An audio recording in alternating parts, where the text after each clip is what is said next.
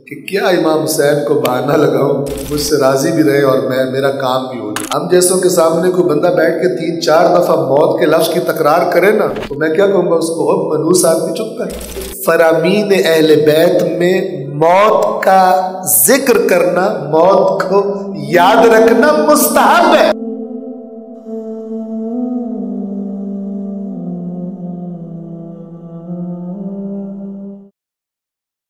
ذہن میں آ گیا، ویسے تو شہزادے قاسم کا ذکر ہم کل کریں گے، لیکن امام نے شب عاشور اس بچے کے پاس سے گزرے تو بچہ پریشان ہے۔ امام جب قریب آئے سوال کیا تو یہ بچہ امام حسن کا شہزادہ کس بات سے پریشان ہے؟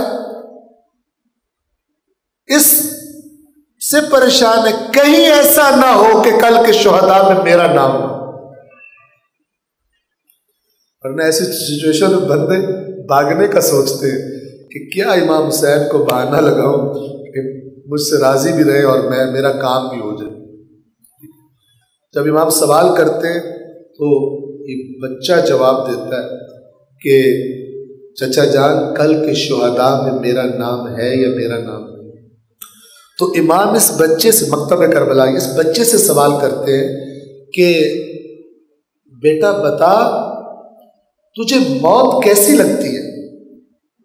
ہم جیسوں کے سامنے کوئی بندہ بیٹھ کے 3-4 دفعہ موت کے لفظ کی تکرار کرے نا تو میں کیا کہوں گا اس کو، منحوس آدمی چپ کر، موت کر رہا ہے، خیر کی بات کر۔ جبکہ فرامین اہل بیت میں موت کا ذکر کرنا، موت کو یاد رکھنا مستحب ہے، چونکہ موت کا ذکر دنیا کا نشہ دماغ میں زیادہ چڑھنے نہیں دیتا۔ پتہ ہوتا ہے گیس نکلنی ہے اچانک اور پتہ بھی نہیں چل رہا، سارا جو تکبر بھر گیا ہے اور نشہ مال کا یا دنیا کا لذتوں کا، ایسے مین سوئچ بند کریں گے کہ کوئی مجھ سے کہے گا بھی نہیں کہ تیاری کر لیں۔ مستحب ہے، روایات ہے اہل بیت کہ موت کو کثرت سے یاد کیا تاکہ دنیا کی چمک دمک تمہارے دماغوں کو خراب نہ کرے، تمہاری توجہ رہے۔ تو اس شہزادے نے اپنے چچا جان کو کیا جواب دیا؟ عجیب جملہ ہے، احلا من العسل۔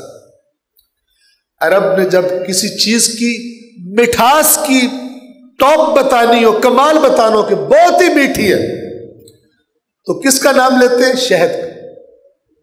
ہم اردو میں بھی شہد کا لفظ یوز کرتے ہیں، اگرچہ آج کل شہد اصلی نہیں ملتا ہے، ٹھیک ہے نا، اور وہ جو اصلی لکھا ہوتا ہے وہ پیسے بڑھانے کے لیے ہوتا ہے، نہ کہ شہد اصلی ہوتا ہے۔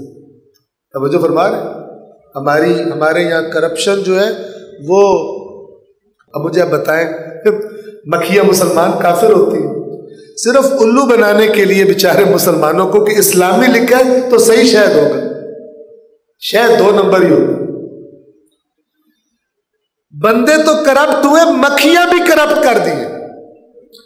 اللہ نے جو شہد کی مکھی کا بیان کیا ہے نا کہ شہد کیسے بناتی ہے، کہ اللہ نے اس کو وحی کی، گائیڈ کیا اس کو کہ تو جناب فلان جگہوں پہ چھتے بنا، پھر پھلوں کا رس چوس، جو ابھی درختوں پہ لگے ہیں پھولوں کا رس چوس فلان، پھر اس کے شکم سے ایک ایسی چیز نکلتی ہے جس میں لوگوں کے لیے شفا ہے۔